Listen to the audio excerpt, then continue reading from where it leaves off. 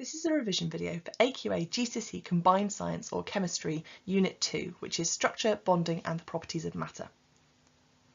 For your GCSE Science, 40% of the marks are AO1 marks for the recall of key facts from the specification. This is a series of questions so you can test whether you actually know what's written in your spec. Once you've mastered this knowledge, you'll be ready to move on to questions that ask you to apply that knowledge to new situations or to analyse data.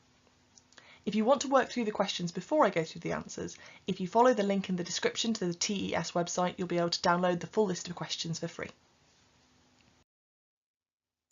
The three types of strong bond are metallic bonds, ionic bonds, and covalent bonds. In metallic bonds, positive ions sit in regular rows and they share delocalised electrons. In ionic substances, you have oppositely charged ions, so positive ions and negative ions, which together make a lattice. In covalent substances, you'll see pairs of atoms sharing pairs of electrons. Metallic bonds are obviously formed by metallic elements.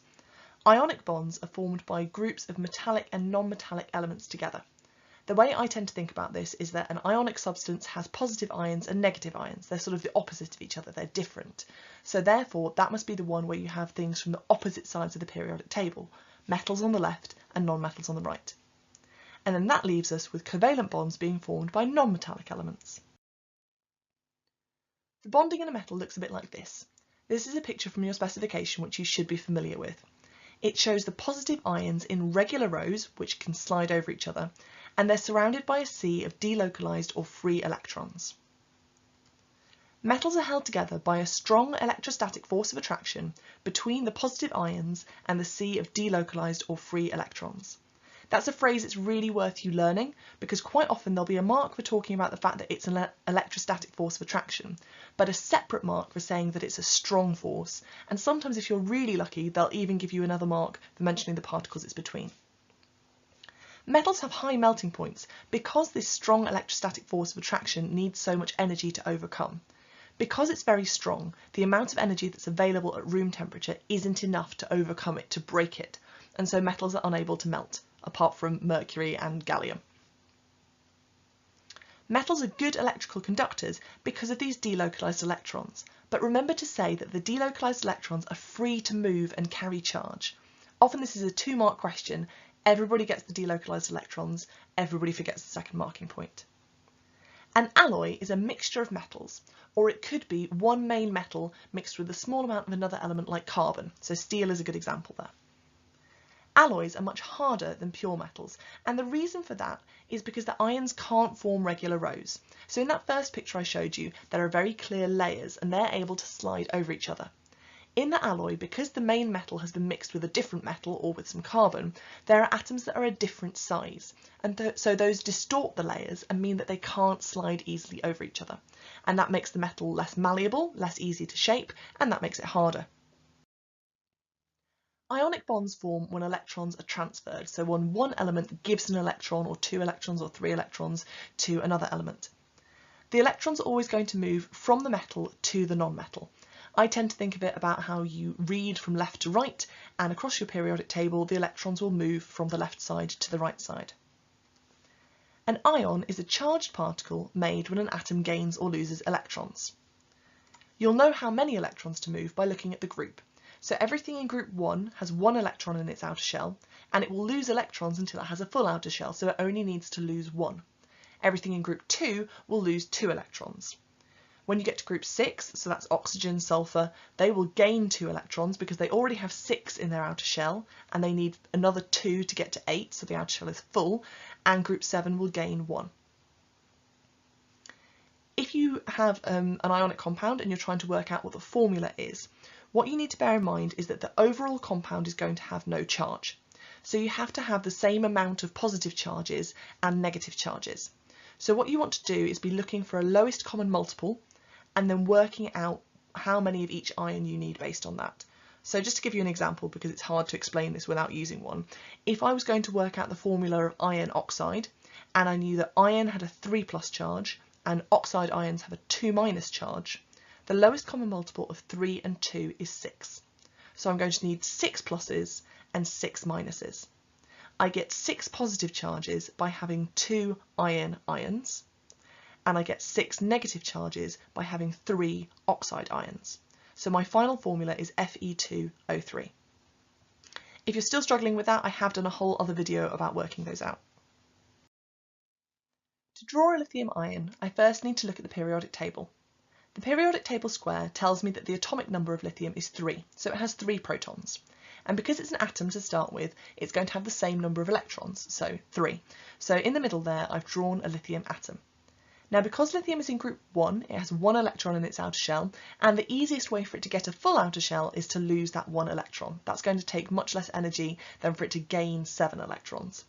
So it loses 1 electron, and so I've drawn it there on the right without its outer shell, and then I put square brackets to show it's an ion, and because it's lost a negative electron, overall it's now positive. It's still got those 3 positive protons, but it only has 2 negative electrons to balance those out, so it now has a single positive charge. Similar story with an oxide ion. Remember, oxide ion, not oxygen ion. Oxygen has 8 protons, so as an atom it has 8 electrons, 2 in the first shell and 6 in the second shell, which makes sense because it's in group 6. And so the easiest way for it to get a full outer shell is for it to gain 2 more. So you can see I've now drawn 8 electrons there. I've used dots for the incoming electrons, but it would be fine if you used crosses for all of them. And then the square brackets again to show that it's an ion, and because it's gained 2 negative electrons, it now has a 2 negative charge. If you're struggling with drawing ions, I have got a whole video on that as well. The overall structure made by an ionic compound is a giant ionic lattice, and it's held together by a strong electrostatic force of attraction between oppositely charged ions. So that's positive and negative ions, and that force is going to act in all directions. It's a 3D force. Ionic compounds are solids at room temperature because that force is so strong. It needs a lot of energy to overcome, and so the amount of energy that's available at room temperature is just not enough. For an ionic compound, we know that there are going to be thousands and thousands of ions. So the formula doesn't represent how many actual ions there are in the way that it does with a small molecule. It just tells us what the ratio between those ions will be. So in this diagram, we've got 14 positive ions and 28 negative ions. So the ratio between those, 14 to 28, can be simplified as 1 to 2. So if I was using A for my positive ions and B for my negative ions, I would write the formula as AB2. The positive one is always going to come first, in the same way that a metal is always going to come first in an ionic compound. So for instance, this could be magnesium chloride. The dot and cross model of ionic bonding is fine for showing that electrons are transferred, but it does kind of imply that an ionic compound only contains a few ions as opposed to thousands and thousands of them. The ball and stick model also has problems in that it kind of implies that the bonds are physical entities that you can reach out and touch, as opposed to just being a force between oppositely charged things. Ionic compounds conduct electricity if they've been melted or dissolved, so if they're molten or aqueous. And that's because when you've got a solid lattice, the ions aren't able to move. And we know that electricity is about the movement of charged particles, so if the charged particles can't move, it can't conduct anything. Covalent bonds form when pairs of atoms share pairs of electrons. There are 8 examples of small or simple covalent molecules named in your specification, and they are hydrogen, chlorine, hydrogen chloride, water, methane, ammonia, oxygen with its double bond, and nitrogen, which was new for the 2018 specification with its triple bond. So remember, you need to be able to recognise all of those, you need to be able to draw all of those. Also, it's worth being aware that you're supposed to know that everything in group 7 behaves in similar ways. So they have in the past asked you to draw fluorine or iodine, even though they're not in this list, because if you know what chlorine does, you should be able to anticipate what those would do as well. The 8 molecules can be drawn as dot and cross diagrams or just using straight lines for the covalent bonds. And then if you've got a solid of one of these, the small covalent molecules are held together by a weak intermolecular force of attraction. Emphasis on the weak. So these small covalent molecules have got low melting and boiling points, and that means they tend to be gases at room temperature or sometimes liquids that will boil very easily. So the reason for this is that these really weak intermolecular forces are, well, weak. So the amount of energy that's available at room temperature is enough to overcome them and allow the substance to boil. It's not the strong covalent bond in the middle of a molecule that breaks. So say if you've got hydrogen boiling and becoming a gas, every hydrogen molecule still contains that strong covalent bond in the middle. But the weak intermolecular force between the hydrogen molecules, that's what's being overcome. These small covalent molecules are also insulators. They don't conduct electricity, and the reason for that is because they don't have any charged particles that are free to move. A polymer is a very long chain made of repeating units called monomers. So a monomer is just a small molecule that can bond to other molecules of the same type to form a polymer. The monomers are held together by strong covalent bonds, and if we're going to name these polymers, we just put poly in front of the name of the monomer. So say if you have a polymer made of ethene, it's polyethene, as in polythene plastic bags. Or if you've got a monomer called vinyl chloride and you turn that into a polymer, it's polyvinyl chloride, as in PVC, that kind of black wet look plastic. Polymers are often solids at room temperatures because they're very large molecules, and so the weak intermolecular forces between the molecules are comparatively strong. If I was going to draw a polymer, I'd draw something like this. So you'll see once it's become a polymer, there's a single bond in the middle there where you'd expect a double bond in the monomer. I've also got the bonds pushing out of the sides of the brackets to show me that this thing is bonded to other things that we're not drawing. And then the brackets in the N show me that this isn't just one little group of 6 atoms, this is something that's actually repeated again and again and again and again and again. The 4 giant covalent structures named in your specification are diamond, graphite and fullerene, our 3 carbon examples, and silica or silicon dioxide, SiO2. They are all solids at room temperature. Diamond and graphite, we just said, are made of carbon. In diamond, every carbon atom makes 4 strong covalent bonds, which is the maximum number of bonds that carbon can make. In graphite, every carbon atom only forms 3 strong covalent bonds, and these form into sheets of hexagons. That leaves 1 electron unaccounted for, and so that electron is left free to move throughout the substance, a bit like it does in a metal.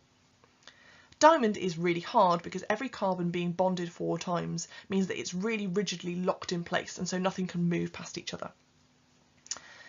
In graphite, it's soft and slippery because we've got these layers of hexagons, but there are no bonds between the layers. So inside each layer, there are thousands and thousands of strong bonds, but between them, there's just a weak force. So the layers are able to slide over each other. Graphite can conduct electricity because, as we just mentioned, every carbon atom has 1 delocalized electron, 1 charged electron, which is free to move wherever it wants to go and carry charge, just like in a metal. Graphene is the name we give to a single layer of graphite. It's being used in electronics and also in composites. Fullerenes are molecules of carbon with hollow shapes, so they could be balls or spheres, they could be tubes, they could be cages. The first fullerene discovered was Buckminster fullerene, which is C60, so 60 carbon atoms joined together in a sort of sphere that looks a bit like a football, and it's actually named after an architect. Carbon nanotubes are cylindrical fullerenes with very high length to diameter ratios, so they're incredibly narrow but can be really, really long. And they're used for nanotechnology, for electronics, and also for strengthening materials. So there was a question a few years ago about using nanotubes in tennis rackets to strengthen them.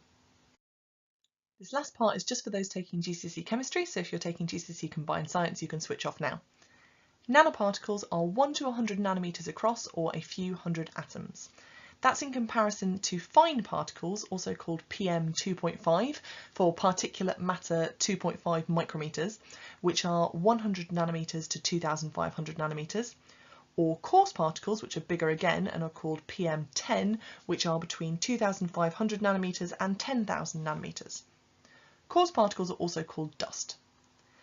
Nanoparticles have different properties to the same materials in bulk because they have a really high surface area to volume ratio. So if you're thinking about Unit 6 already and rates of reaction, you're going to realise that that makes them really useful because they react really, really quickly. They make great catalysts, but they're also useful for medicines, electronics, cosmetics, sun creams and deodorants. I hope that was helpful. Don't forget to subscribe.